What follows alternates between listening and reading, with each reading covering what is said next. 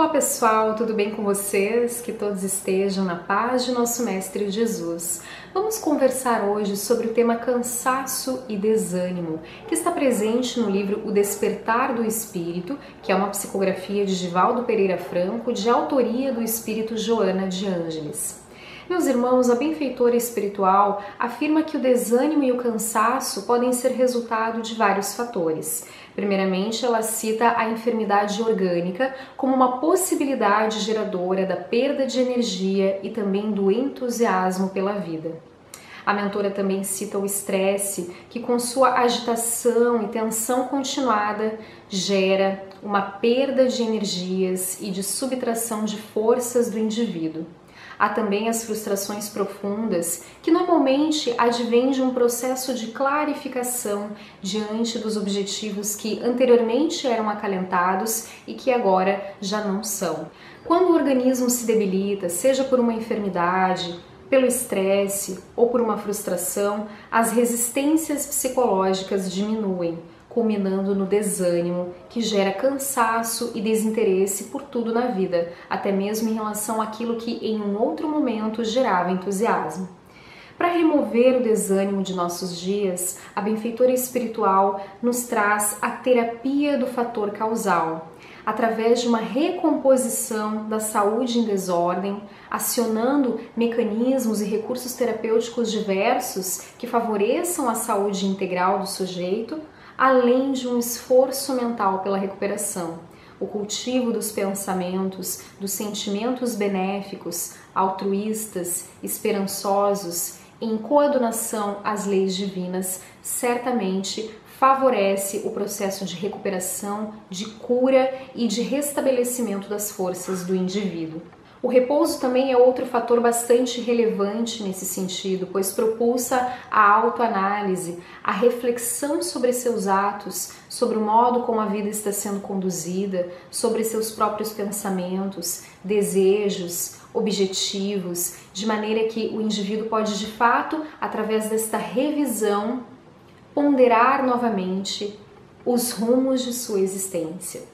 A mentora também fala que a renovação de objetivos, assim como a superação de angústias e tensões, são aspectos muito importantes em todo este processo de refazimento de forças, a fim de que possa haver a reconquista da alegria de viver. Então, a renovação mental e de objetivos existenciais faz com que a frustração, que em um primeiro momento era predominante, ceda lugar à esperança e à dissolução do mal-estar. Porque esses estados estressantes continuados são perturbadores do fluxo da energia vitalizadora em nosso organismo, porque impedem a produção de enzimas específicas para o equilíbrio psicofísico, como nos diz Joana de Ângeles, o que faz com que haja o surgimento do desânimo, que é o inimigo sutil do ser humano, instalando-se aos poucos e vencendo as resistências morais do sujeito. Nós precisamos de fato deste fortalecimento interior, de nossas resistências internas como um suporte emocional para a luta cotidiana na Terra.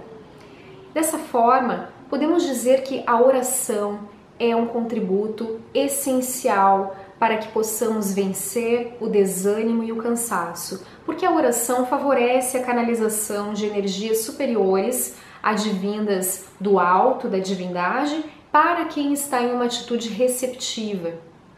Surgem com isso, através desse exercício de oração, de cultivo de bons pensamentos e sentimentos, momentos de euforia e de bem-estar, que em um primeiro momento se apresentam muito rápidos, mas que depois vão se consolidando e se fixando de fato no indivíduo, tornando-se habituais. Com isso, nós temos um preenchimento do vazio interior, o indivíduo é reconvocado ao equilíbrio necessário para a manutenção de sua saúde mental e emocional, e dessa forma acontece o retorno da alegria de viver, com o estabelecimento de metas saudáveis, renovadoras, gerando paz interior. Então, esta descoberta do canal interior, que proporciona a ascensão de nível emocional e que promove uma identificação do eu maior e as suas infinitas potencialidades, gera, de acordo com a mentora espiritual, 2 estados especiais no comportamento psicológico.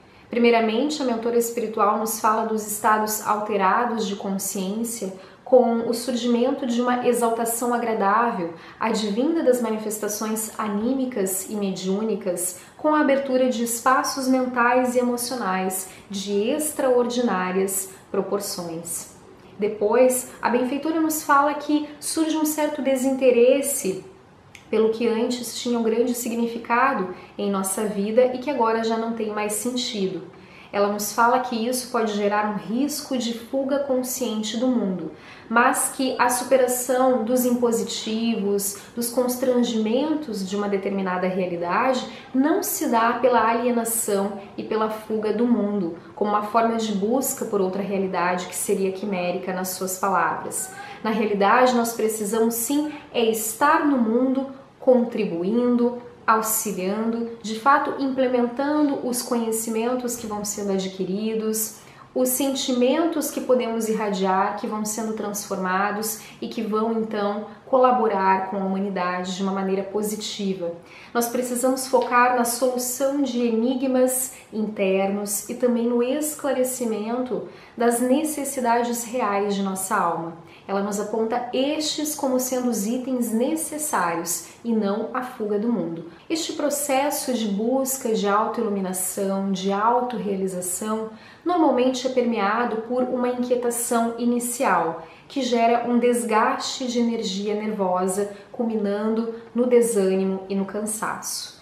Neste estágio de encontro com o eu, há descoberta muitas vezes de respostas para muitos conflitos, de esclarecimentos para as dúvidas existentes, de inspiração para a conduta que deve ser adotada dali em diante e também uma ampliação dos objetivos humanos, sociais, artísticos e espirituais, nos diz Joana de Ângeles.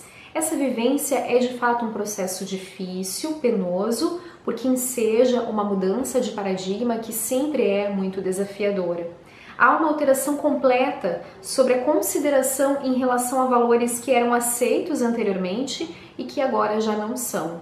Passada a fase inicial, que é mais significativa, mais deslumbrante por estas manifestações mediúnicas, anímicas, transcendentais, o candidato à autorrealização pode cair em um estado de negação e dúvidas sobre o que lhe aconteceu, resvalando no cansaço e no desânimo, porque as energias que eram aplicadas no período eufórico diminuem o fluxo e o ego assume novamente o comando dos fenômenos emocionais em uma tentativa de controle, uma forma de resistência às mudanças que devem ser operadas. Com isso, muitas vezes podem surgir críticas e contestações sobre a validade dessas experiências ou então conclusões negativas de que as experiências poderiam ser patologias alucinatórias ou fantasias exacerbadas.